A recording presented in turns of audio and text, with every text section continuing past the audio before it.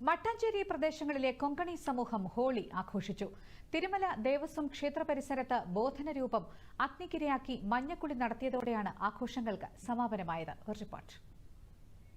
Holy ആഘോഷത്തിന്റെ തിമിർപ്പിലാണ് ചെർലായ മട്ടാഞ്ചേരി പ്രദേശങ്ങളിലെ കൊങ്കണി സമൂഹം. ഹോളി ആഘോഷങ്ങളുടെ ഭാഗമായി വാദ്യമേളങ്ങളോടെ ബോധന രൂപങ്ങളെ പ്രദക്ഷിണമായി നഗരവീഥികളിലൂടെ കൊണ്ടു നടന്നു. 9 അടി വരെ ഉയരമുള്ള മനുഷ്യരൂപത്തിലുള്ള വൈക്കോൽ നിർമ്മിത രൂപങ്ങളാണ് ബോധൻ. ചെർലായിലെ ആൽമരത്തിലും അമരാവതിയിലും തെരുവോരങ്ങളിലുമാണ് ബോധന പ്രതിഷ്ഠ നടത്തിയത്. ചില കൊങ്കണി ഭവനങ്ങളിലും ബോധന വെക്കാറുണ്ട്. ശിവരാത്രിയുടെ അടുത്ത ദിവസം ബോധൻ എന്ന പേരിൽ ഒരു പാവയുണ്ടാക്കിയിട്ട് നമ്മുടെ തൊട്ടുമുമ്പിൽ കാണുന്ന ആൽമരത്തില് കെട്ടിയിടും. അതിനുശേഷം അടുത്ത പൗർണമി ദിവസം അടയ്ക്കാമരം മുറിച്ചിട്ട് അതിന്റെ താഴെ അഗ്നിക്കിരയാക്കി അഗ്നി ഇട്ടിട്ട് ഈ ഹോളി ആഘോഷം തുടങ്ങുന്നതാണ്.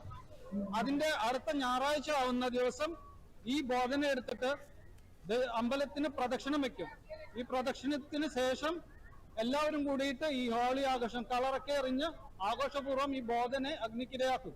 പാരമ്പര്യ സ്മൃതികളിൽ കാമദേവ സങ്കല്പമായ ബോധനെ തെരുവീതികളിലൂടെ എഴുന്നള്ളിച്ചു. പിന്നീട് കൊച്ചി തിരുമല ദേവസ്വം ക്ഷേത്ര പരിസരത്ത് ബോധന്റെ രൂപം അഗ്നിക്കിരയാക്കി.